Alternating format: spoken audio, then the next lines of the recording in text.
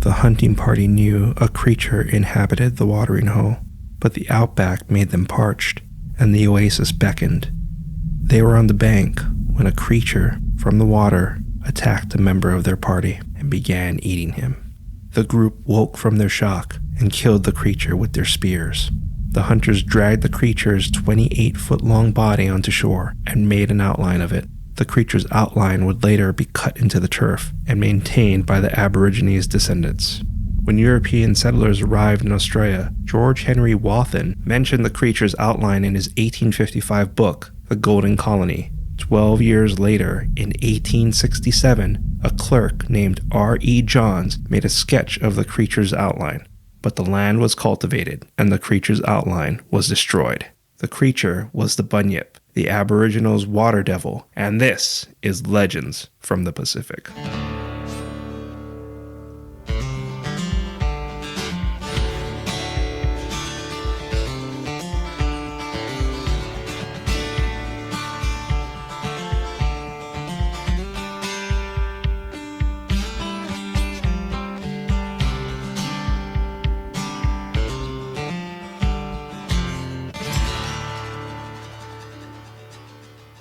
Aloha, and thank you for joining us. This is Legends from the Pacific, Episode 4, Bunyip, the Aboriginals' Water Devil. I am Kamuela Kaneshiro. Later in this episode, your featured Hawaiian word, song, and Godzilla. But first, the Bunyip. Different Aboriginal tribes called the Bunyip a variety of names, until European settlers agreed on the Bunyip. Bunyip is Aboriginal for devil or evil spirit. The Bunyip is a creature that dwells in water sources like streams, billabongs, and watering holes. Descriptions of the Bunyip vary. Witnesses claim the Bunyip looked like a seal or hippopotamus, while others argue that the Bunyip is a reptile with claws and feathers. It's believed that the Bunyip is a creature from the Aboriginal Dreamtime. Dreamtime is known as the Aboriginals' period of creation, when creatures formed and occupied the world. But some say Dreamtime is more complicated and beyond the comprehension of non-Aboriginals. One of Bunyip's origin stories took place during Dreamtime. It involved a man named Bunyip. He broke the Rainbow Serpent's law of eating his totem animal. Bunyip was banished, transformed into the creature, and eats animals or humans by luring them near the water. The Bunyip can alter water levels, it has a crippling roar, swims like a frog, runs on its hind legs, and hypnotizes people, especially women and children since they are its favorite meat.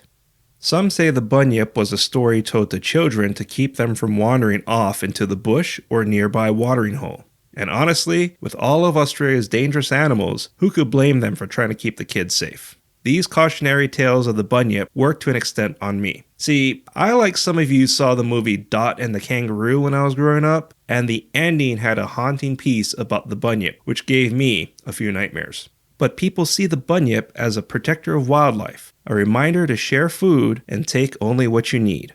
Bunyip fossils and bones have been found, but scientists proved they were deformed animals. Scientists also believe the Bunyip sightings were the first time Aboriginals saw seals who swam inland, or the now extinct marsupial known as Diprotodon. And these stories became cultural memory.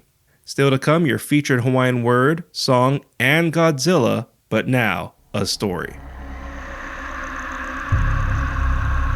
The following is a Legends from the Pacific original story and is based on traditional tales. When the harsh outback started providing less for the tribe, hunters began setting traps further. One trap caught something beside a watering hole. It caught a Bunyip, but the hunters never saw anything like it before. The Bunyip was small and made a peculiar sound. The water stirred behind the hunters, and they realized the Bunyip was a baby calling for its mother. The mother lunged for the hunters, but they were already fleeing with their crying baby and passed the trees outside the watering hole. The mother Bunyip roared and saw the fear in her baby's eyes. The confused baby cried and lost sight of its mother. The hunting party was welcomed by their tribe. Preparations began to capture the mother and eat the baby. But Bunyips are magical, and the mother, with members from her pack, created a tidal wave that fell upon the village. The magic waters turned most villagers into swans, but those who avoided the water were devoured by the bunyips, and the baby was reunited with its mother.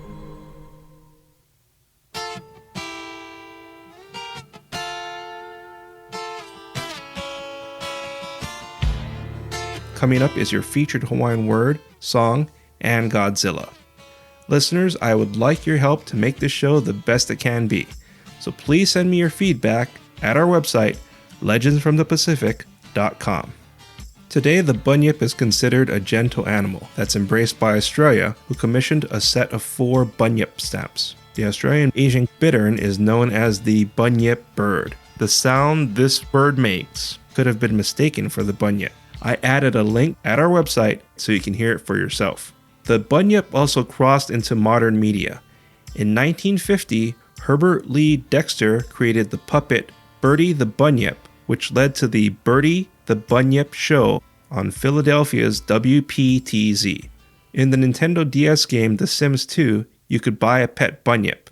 RuneScape, the MMORPG, featured the bunyip as a familiar.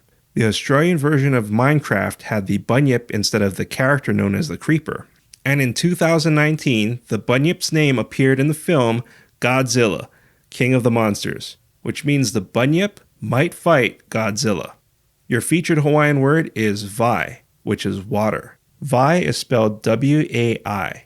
In traditional Hawaiian, W's are pronounced as V's. Vai is found in the word Waikiki, or Waikiki, which means spouting water. If you like what you heard, please give us a rating, write a review, and share Legends from the Pacific with your friends and family.